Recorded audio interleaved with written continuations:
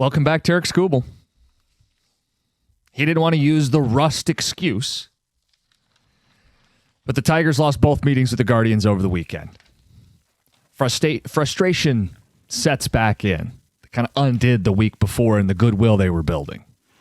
And I think there's just talking about Skubal, sometimes there's an unfair standard. He's set a very high bar, and we at sometimes expect perfection by him.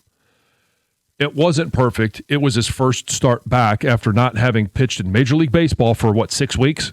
He's back way sooner than we thought. Correct. And so for him, I'm going to say I'll give him a pass on the first one. But for the bats, for the team, it is unbelievably frustrating that you can win 7 of 8 and you can start to generate, hey, June is going to be much better than May, and it will be better. It can't be worse. They've already won 7 games. They only won 6 in May. But when you dig that deep of a hole, you're going to have to go on an epic run, and you're also going to have to hope that Cleveland, the White Sox win a series against the Dodgers. You're looking at it going, there's no margin for error. No, there's not. So weekends like this are painful. Yep. Well, I'm curious. What was the most frustrating part? I'm really frustrated with AJ. And, I mean, you could look at Jahmai Jones, you could look at Veerling, you could look at the players and say, okay, I'm frustrated with the players. Ultimately, it's them that have to go out there and play. But when you bat Veerling third, or you're constantly bringing in Jahmai Jones who can't hit anything, like, what are we doing? Yeah, did you see the quote from AJ about Jahmai Jones? I'll pull it up for you. It's been a tough year for Jahmai, and he continues to hit the ball pretty hard. I know yesterday he didn't, but overall, if you look at what he's done, he hits the ball hard, and he's a real threat. Reminder, he's hitting below 200 against lefties. Different teams have handled it differently. Some teams have gone at him with left-handed pitchers and left him in for him to hit. Some, like the first day here, went righties to avoid pinch hitting with our left-handed hitters. AJ goes on to say, I know he's a real threat. We believe in him. He's done a ton of work to figure out his timing and his ability to get the pitches he needs to get to. We need Jahmai to do his part to truly function the way the strategy is designed and how the roster is built. Production matters, and we're going to continue to work with him because we believe in him.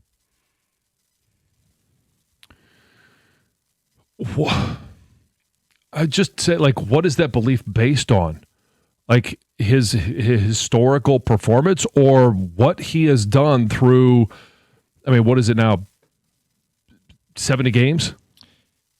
Like, how long does this last? Let me put it in context. The Tigers have 7 hitters who have at least 50 at-bats against lefties. Where do you think Jahmai ranks? Last. 7th of 7. This is his specialty. It's the only reason he's on the team. But then I raise it to, why is he on the team? Like, it's more of a Harris issue than it is an AJ issue. We keep going back to this right-handed bat that they seemingly don't have. AJ's probably thinking, if he's going to be on the roster, the only time I'm going to use him is going to be when we get a lefty. If he doesn't use Jahmai, then he's playing a man down. Then he's playing with a roster that one fewer player. Then he's just unplayable. He shouldn't be on the team. That's a Harris issue. Like, Harris needs to step in and take this away from AJ. Yeah. Hey, it's been enough. This guy doesn't hit. He's terrible against lefties. He can't hit righties. He's gone. And we'll call up Max Anderson, or we'll keep Hyu Lee here. I know they're not outfielders, but Jahmai's a DH anyway. And those guys can play a couple infield spots. Right. And they're younger, and they're right-handed bats. And they've had more success this year than Jahmai Jones. That's a Harris issue more than it is a Hinch issue. No one likes the Hinch quotes, but when he says how the roster is built, that's the telling quote. How the roster is built is platoon players and utility dudes. That's a Harris issue. Yeah. Maybe one of these days we'll get that right-handed bat. It's just, and you kind of think on Friday. Now, I know Flaherty's on the mound, and he's now on IL, but all of a sudden, hey, James Outman. And everybody's like, okay, why did you pick him up? And you let Zach Short go. No one's going to lose any sleep over not having Zach Short. But Outman comes in and goes yard. And you're thinking, well, maybe there's some good mojo. Like, it's just going to work. And they're going to find a way. And then they lose that 1-3-2. And then they lose Saturday with the Scoopel start. It's just they can't seem to keep any of the good momentum rolling. Open lines if you want to vent about this team. I don't know if today's a day to express frustration that the stuff they were trying to build in June washes away with a series against the Guardians. Saturday specifically, John, we've bitched about injuries. Cleveland lost 3 guys in that game. They lost Martinez, they lost DeLauder, they lost Jose Ramirez, and they still beat Detroit on a day where Scooble had the baseball. You tell us, 248-539-9797, some feedback on the Tigers. And one of the other frustrating things, too, is Tanner Bybee not having a good year. But no. Every time he pitches against the Tigers, it's like he is, I put him up for the Cy Young.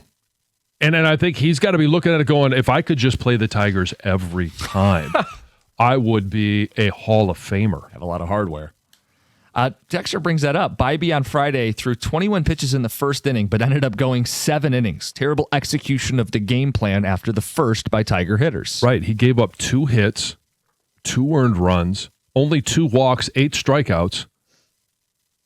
It's just like if the whole goal is to get to the bullpen, and you thought after the first inning, hey, okay, shot, maybe we'll get to the bullpen in the 5th, maybe the 6th.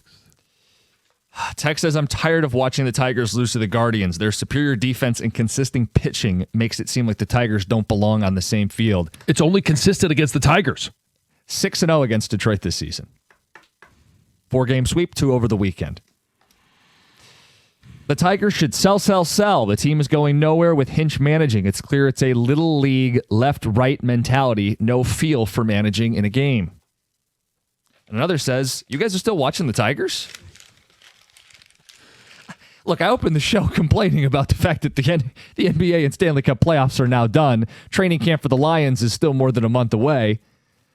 I don't think Larkin's getting dealt tomorrow. Right. You know, Langdon's got a big offseason on July 1. It's still half a month. All we got's the Tigers. And we had talked about it on Friday. Like, the Tigers were the lead up to the main events. Yes, all They weekend. were the lead up to USA Soccer on Friday. They were the lead up to the Knicks and Spurs on Saturday. They were supposed to be the lead up to the Stanley Cup Finals, or if you were watching the UFC on the lawn of the White House. Like, it was all a lead up, but that's kind of what they are. They're the undercard. It's a great way to put it. 248-539-9797, the undercard, our baseball team, 97-1.